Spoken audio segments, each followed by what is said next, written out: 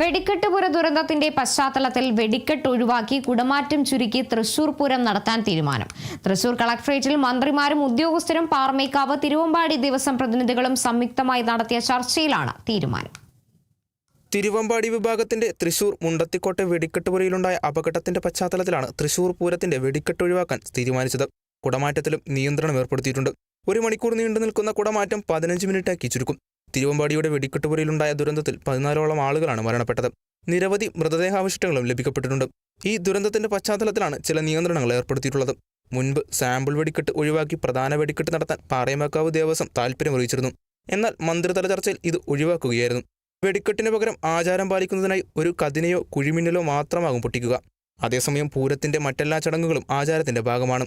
ഇലഞ്ഞിത്തറമേളം, മടത്തിൽ വരവ്, വരവ് ചെറുപൂരങ്ങൾ, ആന എഴുന്നള്ളിപ്പ് തുടങ്ങിയവയെല്ലാം മുൻ വർഷങ്ങളിലേതുപോലെ തന്നെ നടക്കുമെന്ന് പാറമേക്കാവ് ദേവസ്വം സെക്രട്ടറി ജി രാജേഷ് പ്രതികരിച്ചു. ആചാരപരമായി നടക്കേണ്ട എല്ലാ കാര്യങ്ങളും നടക്കും. വെടിക്കെട്ട് ഒഴിവാക്കും. കുടമാറ്റം പാറമേക്കാവിനെ സംബന്ധിച്ച് ഏറ്റവും പ്രധാനപ്പെട്ട ചടങ്ങ്, ആചാരം ഇലഞ്ഞിത്തറ മേളം തന്നെയാണ്. അതിന് യാതൊരു തർക്കവുമില്ല. അതിഗംഭീരമായിട്ട് നടക്കും. ദുരന്ത പശ്ചാത്തലത്തിൽ വെടിക്കെട്ട് പൂർണ്ണമായും ഒഴിവാക്കും. കുടമാറ്റം 15 മിനിറ്റ് മാത്രമായി ചുരുക്കും. മറ്റു പൂരച്ചടങ്ങുകൾ മാറ്റമില്ലാതെ നടക്കുമെന്നും തിരുവമ്പാടി ദേവസ്വം വ്യക്തമാക്കി. പൂരം എന്തായാലും ചടങ്ങുകളെല്ലാം ഭംഗിയാക്കി നടത്തും. വെടിക്കെട്ട് ഉണ്ടാവോ? ഇല്ല, ഉണ്ടാവില്ല. കുടമാറ്റം ഉണ്ടാവോ? കുടമാറ്റം ആചാരപ്രകാരമുള്ള. തിരുവമ്പാടി എത്ര സമയം ഉണ്ടാവും കുടമാറ്റം?